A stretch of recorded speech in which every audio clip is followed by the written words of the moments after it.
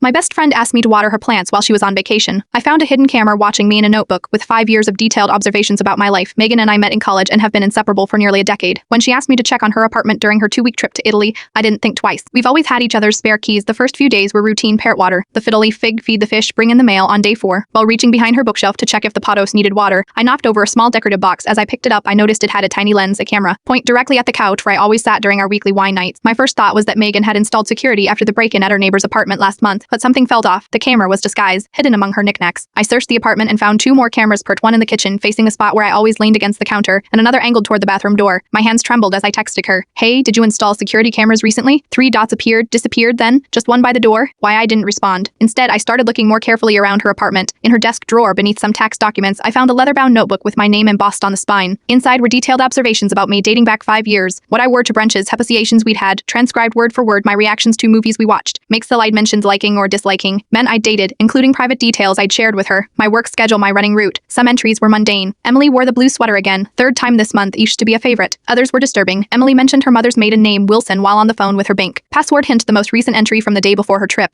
Emily will water plants while I am gone. Perfect opportunity to access her phone. Need banking app passwords. My stomach lurched. I flipped to earlier pages and found lists of my passwords. She'd somehow obtained notes about my family members, even medical information I'd never shared with her. There was a detailed floor plan of my apartment, Perdo, which she'd only visited a handful of times, perned with notes about where I kept important documents and jewelry. I left immediately, hand shaking so badly I could barely lock her door. At home, I changed every password I could think of, then called the police. The officer who took my report seemed skeptical until I showed him photos I'd taken of the notebook pages. This is concerning, he admitted, but technically she hasn't committed a crime yet. She's been stalking me for 5 years while pretending to be my best friend. I said, "That's not a crime, it's complicated," he replied. "We'll investigate the cameras in her apartment since you had permission to be there." I stayed with my brother that night, too afraid to be alone. The next morning I received a text from Megan, had to cut my trip short. "We need to talk about what you found." I didn't respond. An hour later, another message. "You don't understand, I was protecting you." Then, "We are the same, Emily. I know you better than anyone, better than you know yourself." The police called that afternoon. They'd searched Megan's apartment and found more notebooks, parent 7 in total, parent all about me. They also found a duplicate key to my apartment that I never gave her. Megan was detained at the airport upon her return. During questioning, she claimed she was gathering information to surprise me with the perfect birthday gift. The police didn't buy it. I've moved apartments, changed my phone number, deleted all social media. Sometimes I still catch myself wondering if someone is watching me, taking notes, learning my patterns. The detective handling the case told me something that keeps me up at night. The most dangerous stalkers aren't strangers. They're the people you trust enough to let your guard down around. I thought I knew my best friend for 10 years. Better out, she'd been studying me like a specimen for half that time. Check your bookshelves, look behind your picture frames. Sometimes the people watching you are the ones you invite into your home.